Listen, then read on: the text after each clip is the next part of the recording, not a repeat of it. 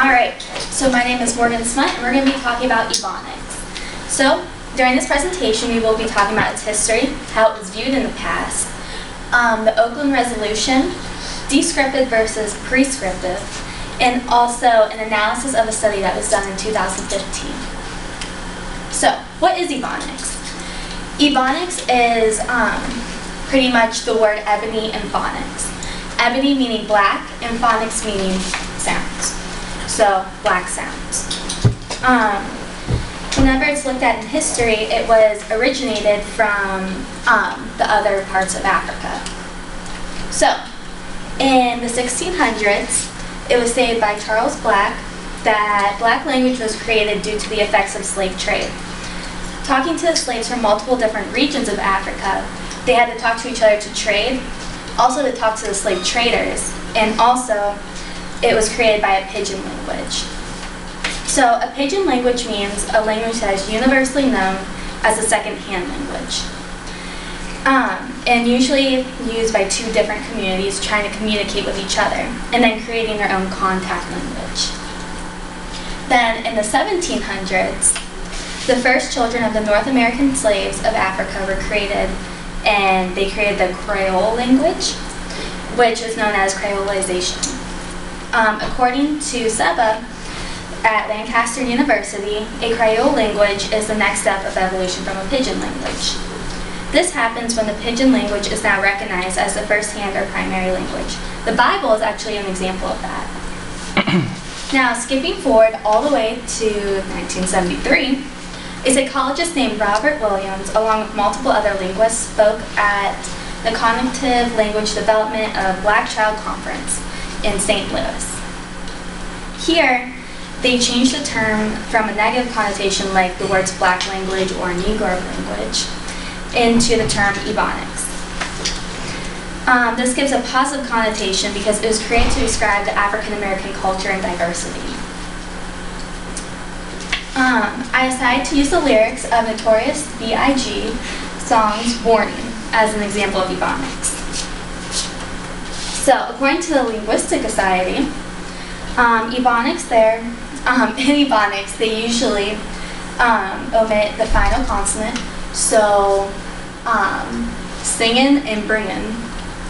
And then they also pronounce the TH. They'll either drop the H and just do a T, or they'll drop it and make it sound like an F. So wit is an example of that. Also, the pronunciation of like long Y's are like AH. So like my would be like ma, and ride would be like my ride. So also it is usual for Ebonics to omit the present tense is and are. Now, prescriptivists would argue that Ebonics is improper due to the facts that does not follow standard English. Whereas descriptivists would argue that Ebonics is just an evolution of grammar and that there is nothing wrong with this. Ebonics also led to other more serious debates, education. Oakland School Board created the policy to improve the English language acquisition and application skills of African American studies. So in 1996, the Oakland School Board created controversy and a spike in the discussion of the Ebonics. By this policy passing, it stated that the state recognizes Ebonics as not a dialect of English, as said in the Journal of English and Linguistics. The resolution made a point to say that California officially recognizes this and that the court has mandated education classes. So, according to Education Digest, they took multiple comments from accredited linguists, and one of them said that by allowing Ebonics to be used and tolerated in school settings, it would only keep furthering races from connecting, weakening the chances at advancing themselves economically, and legitimizing bad grammar. So I analyzed a survey that was given, and it asked questions pertaining to whether education should use Ebonics and allow it to be there.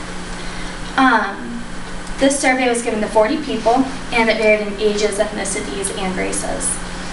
So the survey asked 10 questions, but I'm only going to focus on a few. One of the questions asked, should Ebonics be corrected or discouraged in schools? And as you can see, 70% said yes and 20% said no. Another question asked, do you feel Ebonics is appropriately used in school classroom settings? The results surprisingly varied with 67% yes and then 28% no. And then the last question that I'll mention is, should speakers of Ebonics be used as ELL in classrooms? And the results were 60% no and 35% yes, and then 5% I don't know. So according to results, the participants feel as if Ebonics should not be used by education, and but it should not also be ignored either. So, I hope this presentation has given you a deeper insight into Ebonics and has helped you form your own opinion as to where the language should fit into education. Thank you for watching my presentation, and here are my references.